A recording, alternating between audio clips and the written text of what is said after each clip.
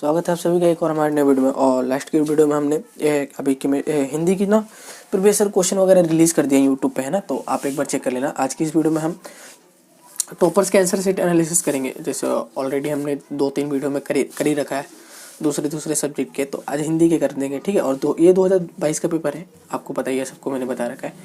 और ये question paper है। एक सेकेंड। और एक और बात यार, गला मेरा ख़राब हो गया है ना, तो थोड़ा सा बस वो कर लेना, कॉर्पोरेट कर लेना इसके साथ। एक सेकेंड, अपन चलते हैं। देखो मैं पहले बताता हूँ। देखो इसमें खंड अ है, ठीक है। और तीनों कॉपियों में बात करें ना, तो देखो मेरी क्या मानना है कि हाँ, अगर हिंदी में स्टार्ट करो ना तो पैसेज से स्टार्ट कर सकते हो, ऐसी कोई दिक्कत नहीं, ठीक है। और पैसेज क्यों? क्योंकि हिंदी के पैसेज के ना आंसर जल्दी मिल जाते हैं, तो वैसी कोई दिक्कत नहीं होती। इंग्लिश के जैसे दिक्कत नहीं होता आपको, है ना। हिंदी आपकी मातृभाषा है तो आप खुद ही बना के लिख लेते हो, चीज़ें तो पढ़ने में ईजी हो जाता है, ज़्यादा दिक्कत नहीं आती। बात करते दोनों 3 कॉपियाँ की, तो इन दोनों में ना सेक्शन ए से चालू करा गया। और अपन ने हिंदी में भी बात करा था कि आपको पेपर अटेम्प्ट कैसे कर रहा है, इंग्लिश में सॉरी, तो ऑलमोस्ट सभी को पता है चीज़, है ना। और इधर बात करें तो देखो ना सेक्शन मेंशन करा गया है ना कुछ भी, तो ये बहुत गंदा तरीका है। ये one of the worst way है तो पेपर अटेम्प्ट करने का, तो वैसे ना ही करो तो बेटर है, ठीक है। अब देखो इसमें भी बहुत सारी, देखो मेन अपन चीज़ें वही बात करेंगे। कुछ गलतियां मैंने पकड़ी है, गलतियों के बारे में बात करेंगे। जहाँ नंबर कटे वहाँ पे उस बारे में बात करेंगे। और मेजर अपन देखेंगे ना यार कि कभी परिचय कैसे लिखना है और क्या कहते हैं आपका निबंध, ये 2 मेजर चीज़ें अपन फोकस करेंगे। इन दो चीज़ों पर ही ज़्यादा एनालिसिस करेंगे तीनों कॉपी को देख के, ठीक है। अब देखो मैं बताता हूँ यहाँ पे जो फर्स्ट क्वेश्चन है ना। अब देखो अपन को एक पैसेज दिया गया था, और पैसेज देके ना उसके एमसीक्यू टाइप के क्वेश्चन बना के दिए गए थे। बहुत इजीली है, बहुत इजीली अटेम्प्ट कर सकते हो आप, कोई दिक्कत नहीं। एक बार पढ़ लोगे ना तो सबके आंसर पता चल जाएंगे, तो वैसे कोई दिक्कत नहीं। तो देखो सेम ऐसे है, आप ऐसे बना के लिख सकते हो। अवॉइड करो इसको, ठीक है, टेबल को अवॉइड करना है आपको, टेबल बना के नहीं लिखना। देखो ये बढ़िया से लिखा हुआ कि आप वो भी मेंशन कर रहे हो कि कौन सा ऑप्शन है, और उसका ऑप्शन में जो भी आपका सेंटेंस या वर्ड दे रखा है उसको भी लिख रहे हो, तो वो ज़्यादा बढ़िया है, ठीक है, कंपेयर टू इसके। तो ये ज़्यादा ऐसा तरीका फॉलो करो। और इसके दिखाते हैं एक बार कि इन्होंने कैसे लिखा है। इनका इधर है, रुको। इन्होंने सीक्वेंस कोई भी फॉलो नहीं करा, इन्होंने कुछ भी कहीं से भी रैंडम क्वेश्चन उठा के लपेटना चालू कर दिया। तो वो तरीका आप ना फॉलो करो तो ज़्यादा बढ़िया, थोड़ा सीक्वेंस में चलोगे तो बढ़िया रहेगा। एक सेकेंड, ये रहा, ये नहीं है सॉरी, ये रहा। देखो सेम ऐसे ही इन्होंने भी बहुत अच्छे तरीके से ये ऐसे ही करना आपको भी, ठीक है, मैंने बता रखा था। नेक्स्ट क्वेश्चन पे चलते हैं। अब देखो इसमें भी कुछ गलतियां मैंने पकड़ी हैं। अब देखो इसमें ना एक क्वेश्चन दिया हो गया था, ठीक है,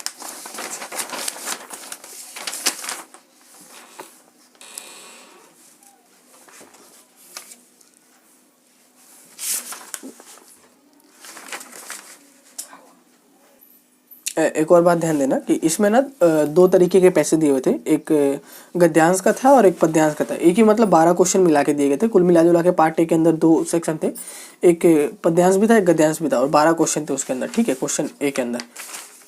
अब आते हैं थोड़े ग्रामर सेक्शन पे। इसमें fill in the blanks type के ग्रामर दे रखे थे, और मैंने जैसे बता रखा था। देखो सेंटेंस दे देता है, उसमें पूछता है कि सब शक्ति बताओ, अलंकार बताओ, ये सारी चीज़ें पूछता है। तो मैंने बता दिया था इसको पढ़ना कैसे। अभी अपन आंसर देख रहे, तो आंसर्स पे बस बात करेंगे। देखो पहला क्वेश्चन का ना यार आंसर ना भाषा होगा, ठीक है, मौखिक अभिव्यक्ति का माध्यम है। अब देखो इसमें क्या लिखा गया है, बोली, लेकिन फिर भी इनको पूरा नंबर दिया गया, ठीक है, लिख सकते हो। लेकिन कुल मिला जुला के देखा जाए तो यहाँ पे मे भी नंबर कटना चाहिए था, ठीक है। इन 2 कॉपियों को दिखाता हूँ मैं आपको, इनका दिखाता हूँ। इन्होंने सही लिख रखा, भाषा लिख रखा, ठीक है, भाषा लिपि, इसी में दिक्कत था, बस मैंने बता दिया ये। बाकी इसमें तीनों कॉपी में सही है, इनका भी सही है, ठीक है। देखो और आपको मैंने बताया था ये सारी चीज़ें पूरा ऑप्शन नहीं लिखना है, ठीक है, आप ट्राई करना, बस जो आंसर है वो लिख दे, बाकी काम हो जाएगा। और किसी में 2 फिल इन द ब्लैंक्स में है, तो मान लो 2 है तो एक लिख दिया भाषा, और कुछ और भी दे रखा है तो उसको डैश करके दूसरा ऑप्शन है तो दूसरे वाले का आंसर लिख दे, तो ऐसे कर देना, आपको मैंने बता दिया था पहले ही, ठीक है। अब चलते हैं एक और क्वेश्चन की बात करते हैं। अब देखो ये बात करते हैं ना कि इसमें जो आपका हिंदी वर्ड था वो बताना था, ठीक है। तो इनकी कॉपी देखो एक बार, सही लिखा गया। पहले का नोटिस का मतलब सूचना होता है, और सर्कुलर का मतलब परिपत्र होता है। अब एक कॉपी में मैं दिखाता हूँ जहाँ पे गलत किया गया है। यहाँ पे पहली कॉपी में सूचना लिखा है और वृत्ताकार लिखा है, तो यहाँ पे काट दिए गए हैं, ठीक है। तो आधे नंबर कटे। कुल मिला जुला के देखो, एक बात समझना आप, कुल मिला जुला के इनके सारे में नंबर सही आए, बस एक क्वेश्चन गलत हुआ है 1.5 मार्क्स, लेकिन इनके फिर भी 80 नंबर आए। कैसे? 79.5 का ना ओवरऑल कर लोगे तो आपको 80 नंबर मिलते हैं। तो हमने पहले इंग्लिश की भी कॉपी देखी थी जिसमें आधे नंबर कटे थे, एक में 79.5 आ रहे थे, फिर भी कुल मिला जुला के ओवरऑल मार्क्स आपके 80 हो जाते हैं और 20 नंबर स्कूल से आते हैं, तो 100 में से 100 हो जाते हैं, ठीक है। तो ऐसा नहीं है कि जो आप 100 में से 100 देखते हो तो उनकी पूरी कॉपी सही रहती है, तो हो सकता है कि आधे नंबर कहीं ना कहीं कटे हो, तो जैसे कि मैंने बता दिया इसमें, है ना। बाकी इस वाली कॉपी में भी आंसर सही है, वैसी कोई दिक्कत नहीं है। सर्कुलर परिपत्र, तो आपको ना देखो एक और बात ध्यान रखना, जब भी आप इस तरीके के क्वेश्चन करो ना, तो नोटिस लिख दिए, उसके बाद उसकी हिंदी वर्ड लिख दिए, तो ये ज़्यादा बढ़िया रहेगा, है ना, मैं कहूँगा, क्योंकि पेपर प्रेजेंटेशन भी बहुत वो करता है। और एक बात ध्यान देना, यहाँ पे पूछा गया था ना कि शब्दकोश क्या होता है। अब देखो शब्दकोश क्या होता है, यहाँ पे शब्दकोश का बस डिक्शनरी लिख दिया गया, उसके बाद और फिर भी इनको पूरा नंबर दिया गया, तो ये बहुत गंदा है। मतलब ऐसे नहीं लिखना आपको। शब्दकोश यहाँ पे देखो बढ़िया से लिखा गया था कि शब्दकोश क्या है, इसको बताया गया है, ठीक है। दूसरी कॉपी में भी बढ़िया से शब्दकोश के बारे में बताया गया, तो वैसी कोई दिक्कत नहीं है, बस ये वाली कॉपी में दिक्कत था तो मैंने बता दिया। उसके बाद अगर अपन बात करें ना, तो ऑलमोस्ट सारे क्वेश्चन वगैरह सारे सही हैं, मेजर क्वेश्चन बुक के हैं। आई नो आपने एक बार तो इसको जरूर सॉल्व किया होगा, ठीक है। और देखो इसमें जितने भी क्वेश्चन वगैरह है ना, सब बढ़िया है। बाकी चीज़ें जितनी दे रखी थी सबके दोनों कॉपी में आंसर प्रेजेंटेशन बहुत अच्छा है। कुछ प्रेजेंटेशन की मैं बात कर देता हूँ पहले। इनकी कॉपी में देखो, किसी क्वेश्चन पे ना, आप जहाँ पे मान लो क्वेश्चन खत्म हो रहा है ना, एक सेक्शन मान लो ये दे रखा है, थर्ड दे रखा है, थर्ड के कितने पार्ट है इसमें, थर्ड के आपके पार्ट हैं 3, ये 11, ठीक है। तो आप मान लो थर्ड लिख दिए, क्वेश्चन 11 करने के बाद उसको ये आप डबल लाइन खींच दे या कुछ भी कर दे। देखो इस कॉपी में, एक कॉपी में मैंने देखा था, कौन सी कॉपी थी एक बार, हाँ ये देखो यहाँ पे बना दिया गया बढ़िया से। तो देखो कुल मिला जुला के ना यार, पेपर ऐसा लिखना कि सेक्शन का पता चले कि यहाँ पे कहाँ पे सेक्शन बढ़िया से लिखा गया है ना, सेक्शन क्वेश्चन नंबर कहाँ खत्म हो रहा, कहाँ जा रहा है, वो सारी चीज़ आप बढ़िया से लिख रहे हो तो वो ज़्यादा बढ़िया रहेगा, है ना। और अब आते हैं ना यार प्रस्तावना वगैरह पे। एक बार वो दिखाता हूँ मैं आपको, व्याख्या कैसे लिखनी है। मेजर बच्चों की दिक्कत वही होती है कि भैया व्याख्या वगैरह कैसे लिखें, और कवि परिचय पे बात करेंगे, व्याख्या कवि परिचय और आपका निबंध पे बात करेंगे अपन। अब देखो यहाँ पे आते हैं, ठीक है, कवि परिचय देखो,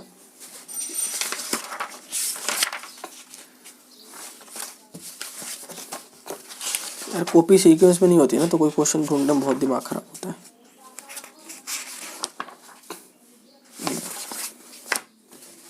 कुल मिला जुला के सबने हरिवंश राय बच्चन ही करा है,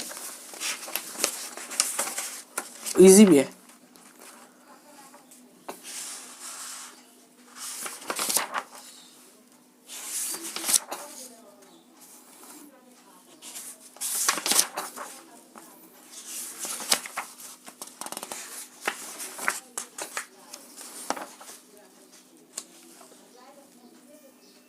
चलो मैंने ढूंढ लिया, अब स्टार्ट करते हैं। देखो सबने, अब देखो इनका जो है ना, जैसे अपना पासबुक में दे रखा होता है जन्म स्थान, एक ये सब वगैरह ऐसे भी लिख सकते हो, वैसी कोई दिक्कत नहीं है। और इन दो कॉपियों में देखा जाए, इन्होंने भी सेम ऐसे पहले जन्म वगैरह, जन्म स्थान, मृत्यु स्थान वैसे लिख रखा है, जैसे पासबुक में एकदम टेबल बना के दिया हुआ रहता है उस तरीके से बना के लिखा गया, तो वैसे भी लिख सकते हो आप।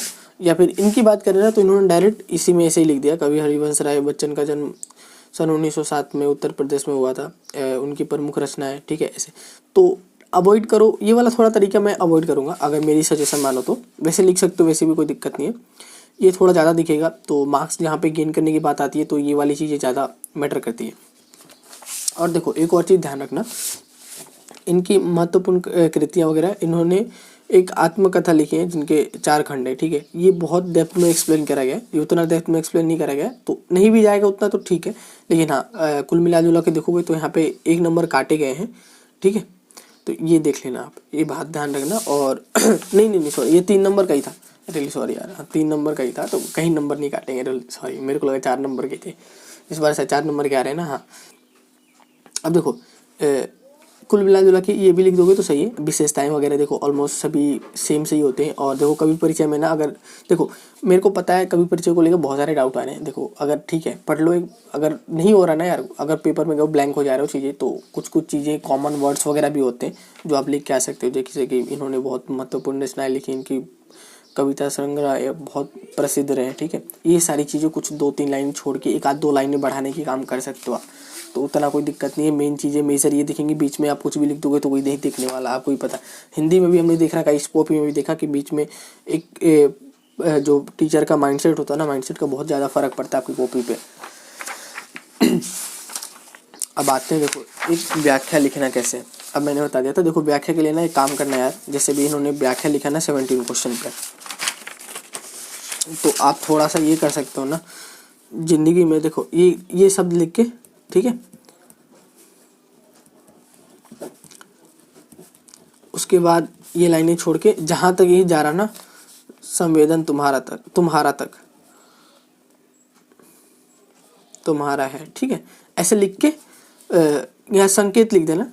संकेत लिख के कि हाँ मैं ये वाला क्वेश्चन कर रहा हूँ, संकेत लिख के उसके बाद चालू करो नीचे से सब प्रसंग संदर्भ लिख रहे हैं, प्रसंग लिख रहे हैं। हिंदी में भी इंग्लिश की कॉपी में मैंने दिखाया था, बहुत अच्छा था, हमारे टीचर ने भी वैसे लिखना बताया था। देखो कुल मिला जुला के पेपर प्रेजेंटेशन अच्छा होना तो बहुत अच्छा होता है। और एक बात ध्यान रखना कि हिंदी के कॉपी में थोड़ा टाइम मैनेजमेंट का फ़र्क पड़ता है, क्योंकि लिखना बहुत सारी चीज़ें होती है, लिखने के लिए आप बहुत सी चीज़ें लिख सकते हो, क्योंकि हिंदी के पेपर में आपको ऑलरेडी बहुत चीज़ें आती है, ठीक है, बहुत सारी चीज़ें आपको पता है।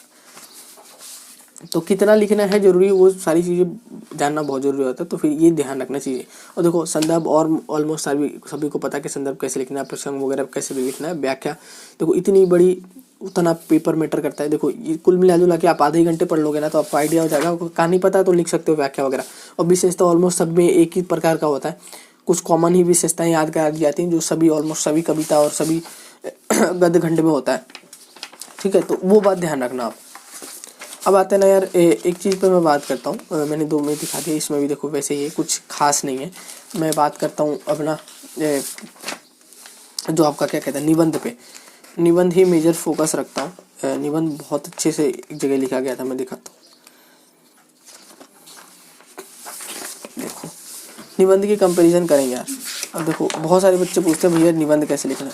अब देखो निबंध आपको पता है कि निबंध पढ़ के जाओ कुछ भी आ सकता है, तो वो पता नहीं है आपको, है ना, कि क्या ऑलमोस्ट कि ऐसा होगा कि कुछ 4 दिए होंगे तो 4 में से कुछ ना कुछ तो एक क्वेश्चन के बारे में तो आपको ऑलमोस्ट सारे कुछ ना कुछ तो पता ही होगा, बेसिक चीज़ें। तो वो ध्यान रखना कि उसी को अटेम्प्ट करना, और कैसे अटेम्प्ट करना, क्या क्या पॉइंट बनाने हैं खुद से, वो मैं बता देता हूँ अभी।